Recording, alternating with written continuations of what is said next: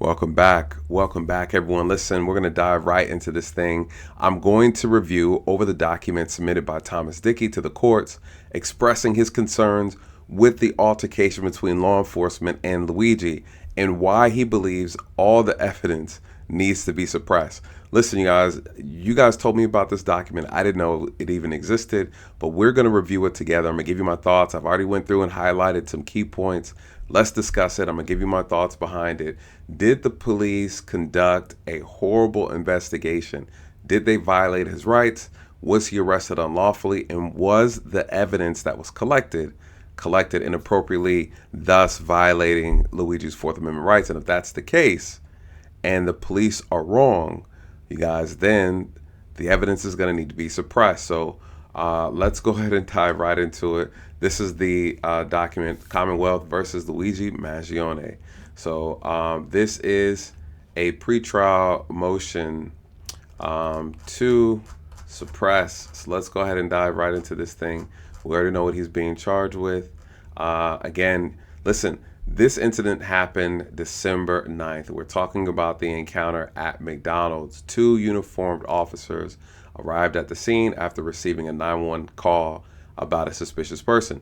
So right here in this document, Thomas is describing the scene. All right, he goes right into saying how Luigi was presented. Luigi was actually sitting down. He was in the corner inside the restaurant.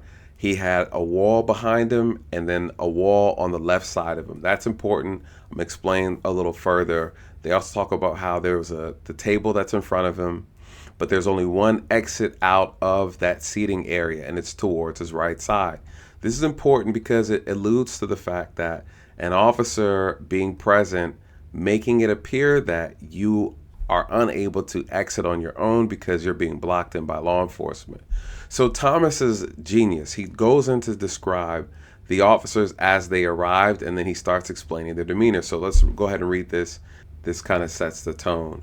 Upon the arrival, Altoona police officer Detweiler immediately posted himself to the right of the defendant and with approximate arm length of the defendant. This action taken in order to detain and or totally curtail the liberty of the defendant and to restrict the defendant's path of travel or egress from the table where he was sitting. Basically what this is saying, number 13, is that the officer positioned himself in such a way that a reasonable person would believe that they would not be able to exit. Why? Because the officer's blocking. You just can't get up and just push the officer right out the way. He paints the picture as how Luigi is sitting, his positioning with his back against the wall, basically describing that he can't go backwards, he can't go to the left. His only exit and entrance is the right side, where the officer positioned himself. And the officer is an arm length of being able to touch him. So that's also describing and painting the picture that the officers took a position to where he could, at any point in time, impose their authority on Luigi. He's extremely close, blocking the entrance and exit way, crowding, standing over an arm's length. It's basically saying, listen, you're under my control. And at any point in time, I can exercise my authority over you. And any reasonable person would believe that they were being detained. Right here, number 14 is key. No explanation was given to the defendant relative to why police approached him at McDonald's. This is important, right? Because this determines whether or not is this an investigation or were you conducting a consensual encounter? That's very, very important as it relates to this type of situation. Remember, they got called on a suspicious person. They arrived, and then they acted as if they were investigating a criminal versus responding to a suspicious person. A suspicious person is not a crime, you guys. So there's a certain way you have to conduct yourself as an officer until you can find enough probable cause or evidence to support that a crime had occurred, about to occur, right? And no one witnessed any type of crime. This is simply, hey, this looks like somebody that you guys are looking for. That's what we have here. This is no different than someone saying, hey, there's a guy walking down the street with a trench coat. It's all black. He has black nails, and he's looking suspicious. Well, then what's suspicious about him having black nails, wearing a black trench coat, right? So The police show up, and what are they supposed to do? Right? You can ask anything you want. That person's not obligated to answer. So this is key. So they approached him at McDonald's. They didn't tell him why. Okay, there was no explanation. The officers know they were there under the idea that they're investigating a potential person who looks like the person out of New York City who murdered the CEO, right? United Healthcare CEO. That's what the officers are responding. That's their mindset, right? That's their state of mind. But what they did tell Luigi is this. It says, at most, police indicated that he had looked suspicious and had overstayed his welcome as a patron at McDonald's. So now the officers are basically saying that, hey, you're loitering. This is why I'm stopping you, because you're suspicious and you're loitering. But we know that's not true, because as a loitering charge, you have to dispel all concerns. What do we know that he was doing? We know that he was a paid patron. He had bought food and he was sitting there for approximately 30 minutes. This is what the attorney puts in here inside this document, is that that's not true. You can't accuse him of loitering or overstaying his welcome when he's paying and he's eating. You have a photo of him actually eating, looked like a hash brown. So now the officers are lying about their reason for conducting this stop. They're acting as if they have a legitimate reason to stop, and they don't. Okay. So here it is. He's saying it must be assumed that the defendant was being detained for an investigation to which he was not informed. This is key. What are they saying? Thomas is saying that the officers knew that they were detaining him. The officers knew why they were there and what they were investigating. They lied to him about it. But Luigi's under the impression that he didn't do anything wrong, that he didn't violate any laws.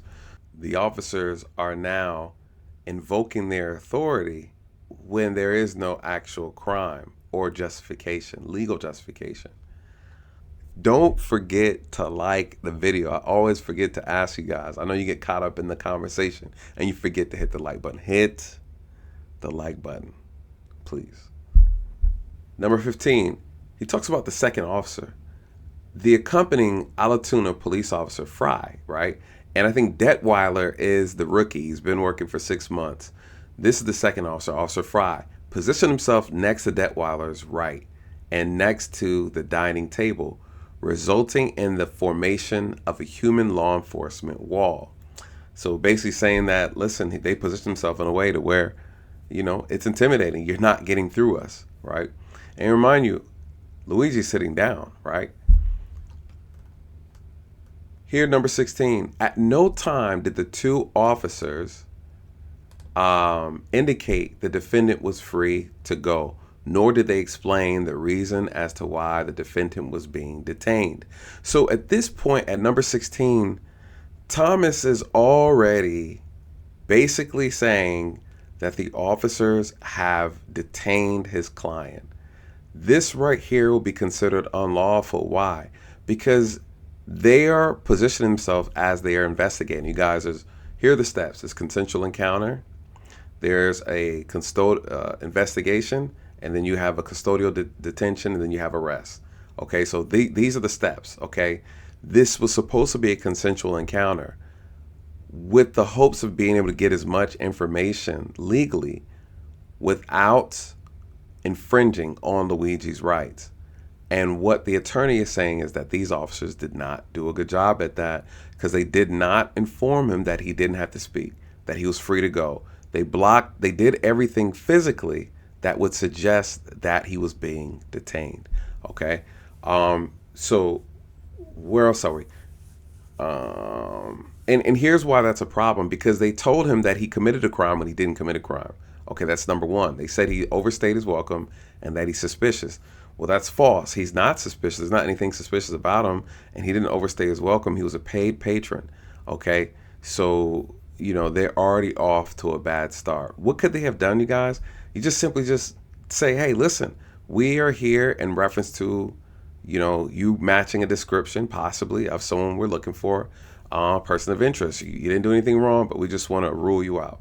That's all they have to do, you guys. That's it. Hey, you don't have to answer any questions, but do you mind giving us your first name or, and whatever, but you're still free to go. Keep your distance, be playful, be happy, ask them if you want something to eat. That's how you do that, so that you can eliminate anybody questioning whether or not you are interrogating versus asking.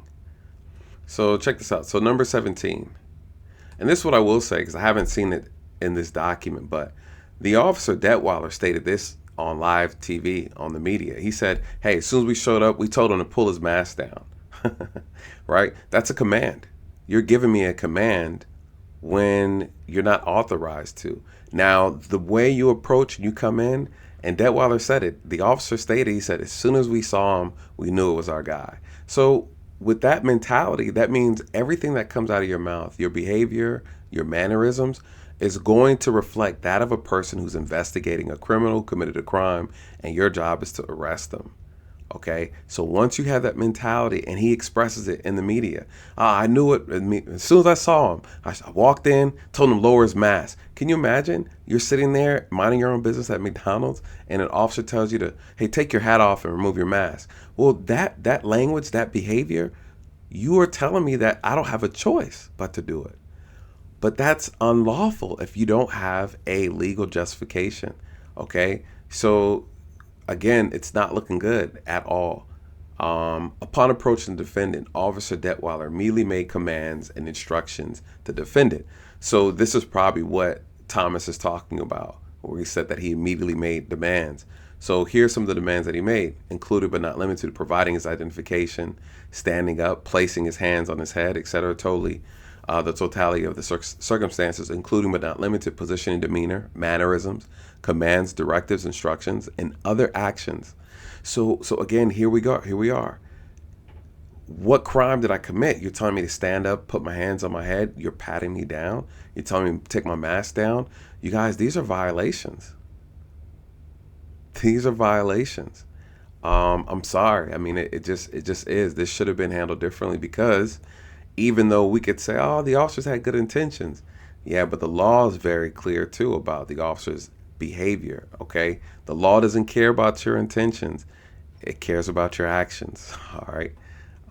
So number 18, Thomas is just saying that based on the actions and behaviors and the totality of the scenario, it clearly shows that Luigi was seized unlawfully, okay? And that he was in custody, even though the officers never articulated it. The actions of the officers showed differently. So very interesting. And again, he's putting here, that's a Fourth Amendment violation. They say both officers, number 19, both police officers continued to interrogate and question without Mirandizing. What is Mirandize, you guys? It's basically letting you know that you don't have to incriminate yourself. You have a right to remain silent. You have a right to an attorney, and if you can't afford one, we'll give you one. We'll hook you up with one. All right, but you don't have to answer questions. Doesn't mean you can't still go to jail. It just means that you have a right to shut the hell up. All right, and get an attorney. This is what your Miranda rights. So what he's saying is that they were asking him all type of incriminating questions, probably who, what, when, why, where. Right? Where's your ID? I want to run your stuff. Before telling him that he was a suspect being investigated. Because if they did, he may have just said, hey, don't touch me. I'm not saying anything. I need my attorney. All right. Essentially, anything that's been pulled out of him, taken from him, before he's been aware of his rights, can be suppressed. So number 20 is interesting. He says, listen, at no point in time did my client Luigi ever showcase any type of behavior or actions that were threatening to the officer. So he's saying, so why ask him to stand up and undergo a pat down? Okay. Well, an officer can ask for a pat down or pat you down as long as they can articulate their reasoning. Okay. So, but the problem is going to come down to is that this is still supposed to be a consensual encounter. He didn't commit a crime. So what about my client gave you the impression, one, that you were investigating something that he may have had a weapon? Was a weapon ever mentioned Did he do anything? Was he fidgety? Did he have his hands in his pocket? Did you see a bulge? Like, the officer's job is going to have to be able to explain why they did what they did. And does the circumstances of the incident support your actions and decisions to do a pat down? All right. You could say it's for officer safety, but then you still have to be able to show where there's a possible safety issue. Okay, one could say in this job there's always a safety problem. I agree. Listen, I'm just saying that when you go to court and you sit on trial, these are the things that are going to be asked, and you're going to be asked to explain yourself. So you just can't make these blanket statements without, listen, I do it. Here we go right here. I was responding to a person that was armed who, flashed the handgun at the suspect. He didn't draw it. So when I arrived on scene, I found somebody matching the description.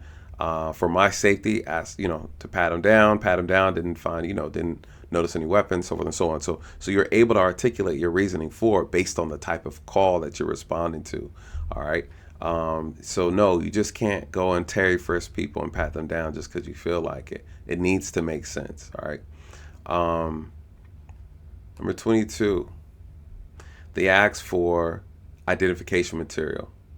So Tony Police Department took possession and control of identification material presented by the defendant. Now here is the thing, right?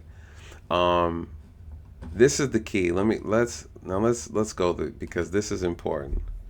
Everything surrounds by this ID. I'm actually going to do a separate video breaking down the whole concept of the ID, but for this video, I just want to review what the document says, but I plan on doing a video after this specifically about the importance of the ID. Here in the document, it says that the ID was presented to the officers. We know that the ID is actually fraudulent. It's a fake ID. Well, according to the law, you can't present a fake ID to the officers, right? That's a crime. You cannot use that fake ID to pretend to be someone you're not. You just can't do it, right? Like, that's a forged document. It's illegal. The question comes in is whether or not you can use a fake ID even when you are not under investigation, when you haven't broken the law, okay?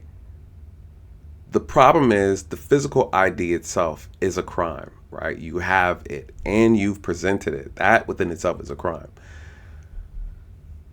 Even though the officers don't have a lawful reason to be interrogating you, it's not against the law to lie about your name to the officer, not give your name to the officer in a consensual encounter. So this is tricky, even for me. Anytime I've had a fake ID case, I always had a legitimate reason to be investigating. So I've never had a situation where I'm dealing with somebody who didn't commit a crime and I ask them for their information, they hand me a fake ID, and then I'm like, well, since I'm not investigating anything, I'm not going to do anything with that. So this is interesting to me. So I have to look into that a little further, but I am going to do a separate video just kind of breaking down my thoughts and explaining to you guys how the whole thing right here centers around the ID. So very interesting. And for example, right, like I've had cases where, it's a consensual encounter and you want to get to know someone. You be like, I want to know who this guy is. You try to, hey, what's up, man? How you doing? Oh, I'm good, officer. How you doing? Good. Hey, what's your name? Seymour. Oh, what's your last name? Butts. Seymour Butts is my name, officer. Go F off, right? So you can do that as a citizen. If you're not legitimately being investigated, you don't have to give the officers your name. You don't. The first you say is, am I under investigation for something? No, you're not. Okay, well, my name is Seymour Butts, all right? So it's none of your business. You have a right to be protected from your papers, right? So this is your Fourth Amendment rights, you guys. Officers just can't just take your information, run your information, and so forth and so on. So what it says here is that the officer took control of identification materials presented by the defendant. So to me, now this is what the attorney wrote, you guys, that he presented the ID to the officers. Okay, the officer took it and continued to retain onto the materials. Then the officer took that information, went back to his vehicle to run it. Okay, the reason why he's describing it here is because he's basically saying that, again, your Fourth Amendment protects you from illegal searches and seizures of your information. You just can't run a person because you want to. Everything needs to align. And what he's saying is they conducted a background check, they're running his name, and they did not have a legal reason to do so. So this is why that's in here for 22. Let's see. Right here, number 24. It's saying that the purpose, it's clear that the reason why they wanted his identification information was so that they can use it for their interrogation and background check. Basically, he's painting the picture again, just reminding the court that the reason why they did this was to conduct an investigation, to show that, hey, the officers are in the investigative stage, where my client thinks he's still in the consensual stage, meaning that he didn't do anything wrong. Why? Because he wasn't told he did anything wrong. He wasn't told that he broke a law. He wasn't read his rights. So what he's painting this picture for the court is that the officers they damn near conducting the whole, they damn near got his prints, right? They about to get a urine sample. And at no point in time was he in handcuffs, but he's detained, right? He's restricted his movement. Once your movement's restricted, once an officer starts invoking their authority over you, that's a detainment, because you're no longer free to go. Basically, if he wanted to get up and walk away, they wouldn't let him. They would not let him, right? Then number 25, he says, within minutes, multiple additional officers start to show up at the scene. Another strong indicator that you're not going nowhere. All right. Defendant's path of travel was blocked. Okay. He's describing that.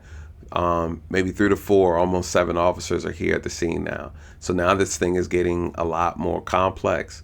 Check this out. Number 26, a member of the Alatoona Police Department questioned the defendant about whether or not a backpack, plastic bag, and other items belonged to the defendant at the time.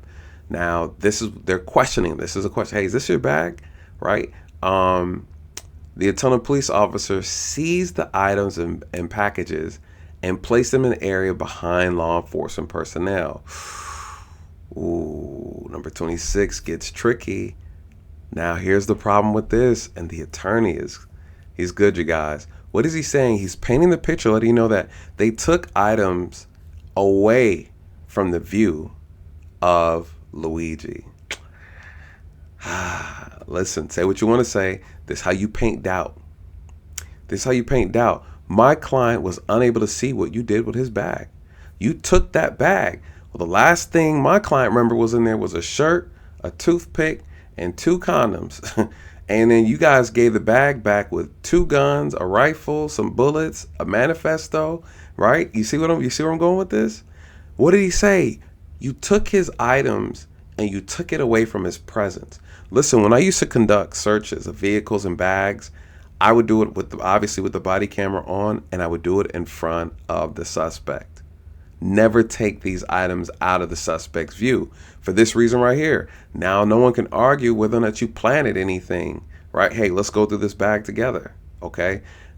When you're conducting a search of a vehicle, they need to still be able to visually see you while you're conducting that search, right? So that's a big thing, you guys. It's a big thing. This right here, number 26. Whew, this is crazy. So they took the bag out of his sight, but it gets worse though. I'm gonna tell you how. Mind you guys, this is going around 9:30 in the morning. All right, remember that time. Defendant and the items of property believed to belong to the defendant. These items of property remained in the control of the Alatoona police throughout this entire encounter. That means the moment they took this bag from him and took it behind a wall, a sea of officers, he never got access back. He never got back to it. Okay. The defendant believes this action further supports his belief that he was not free to go. Okay. Right now, it looks like number 27 is saying there's a total of about 27 officers. Okay.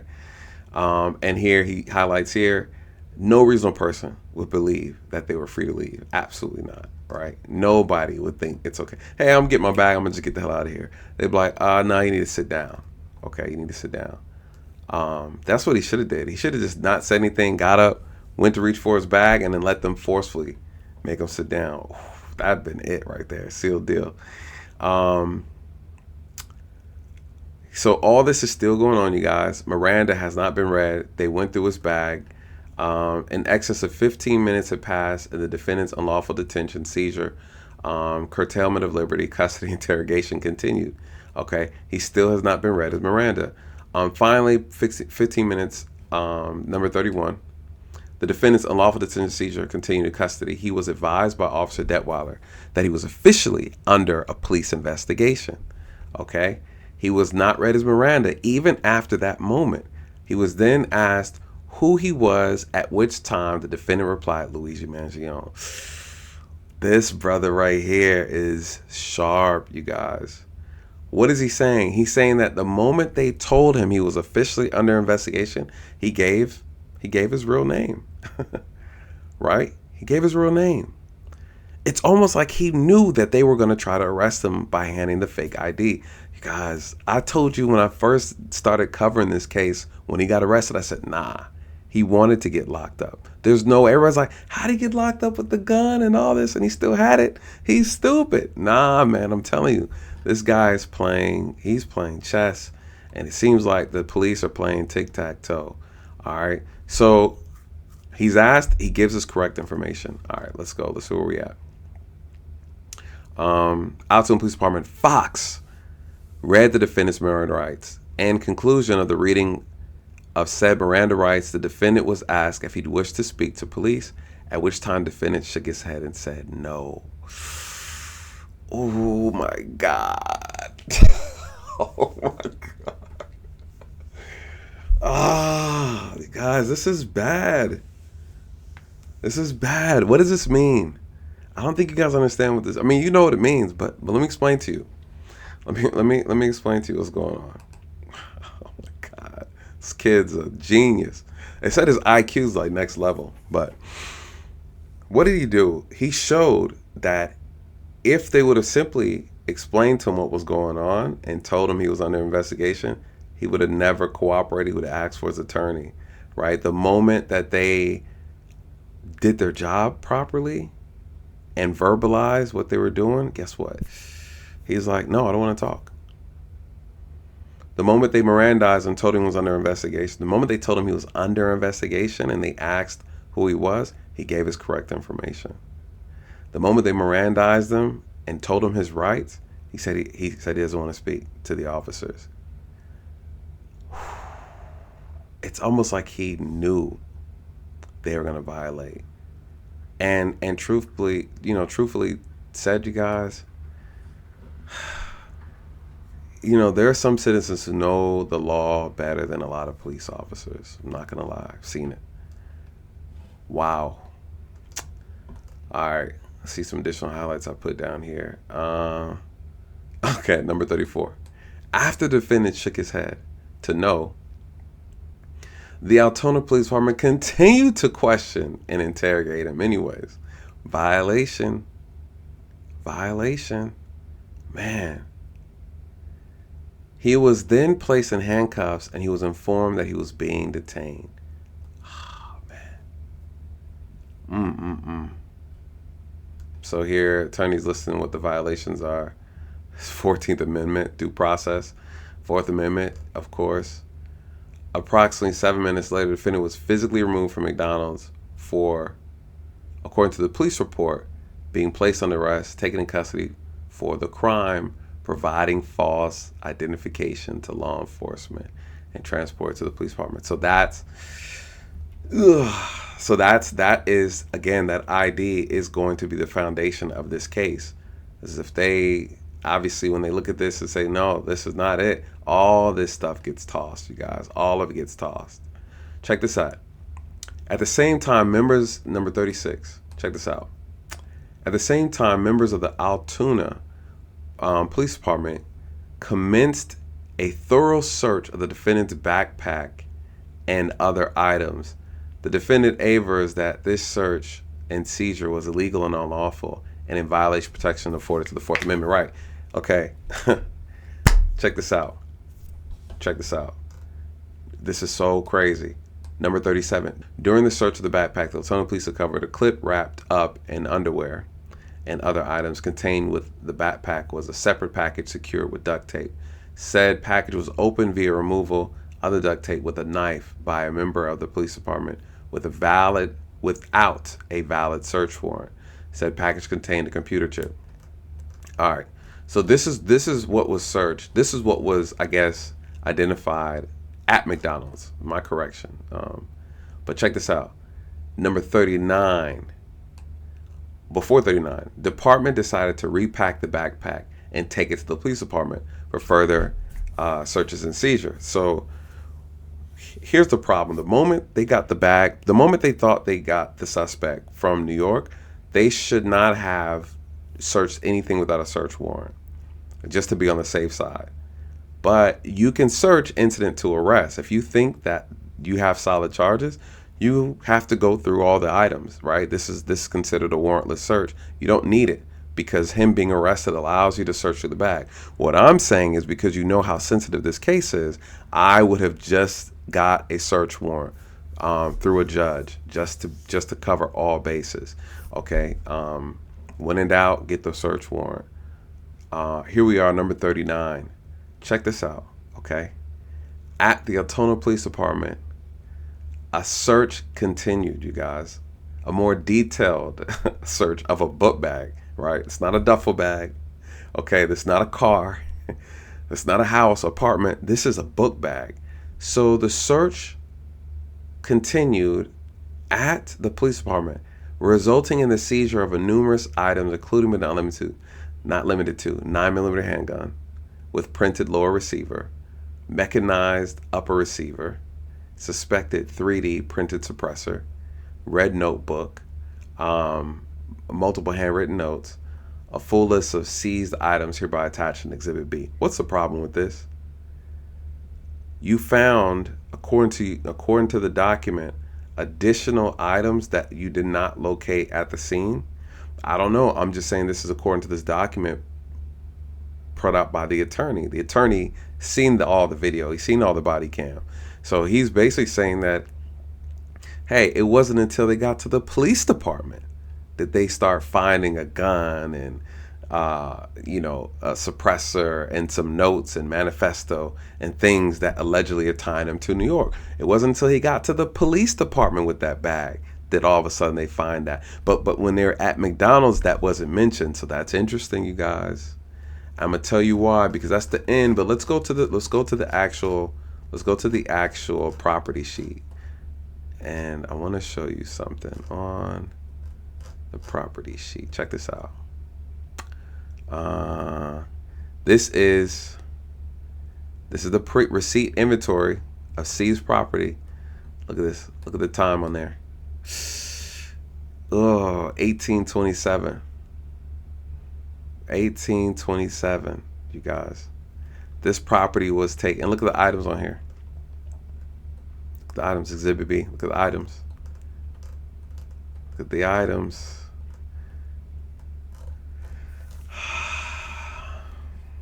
It's not looking good for the home team, you guys.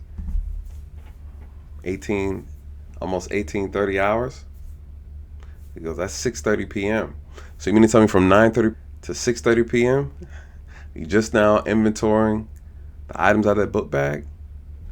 You know, there's a thing we have in policing called chain of custody, where this case is so sensitive.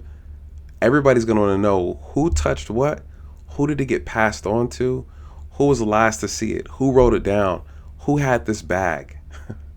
All right. And why is it just now being dropped in a property at 6:30 p.m. and you got it at 9:30, almost 10 o'clock a.m. From 10 a.m.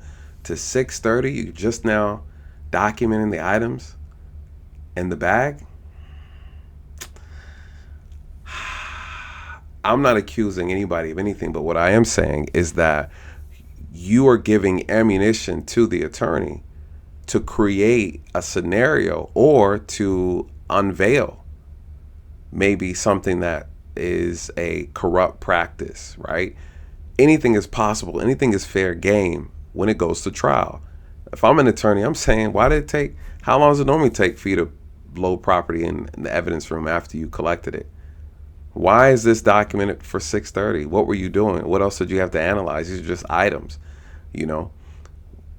How come the gun wasn't located at the scene? Why is the gun now just being documented and saying that it was located while it was at the police department? Does that not seem suspicious? So I don't know. I don't know. But that is the document. I'm going to do a separate video on the ID and my thoughts. I'm explaining to you guys how it works and what options the police have and whether or not, I don't know. Based off of what I read, this stuff looks like it's getting suppressed. I'm not going to lie. It looks a little supprecious. Supprecious. Anyways, guys. Oh, shoot. I forgot to ask you. Like the video. Anyways, comment below. Let me get your thoughts. Good night. God bless.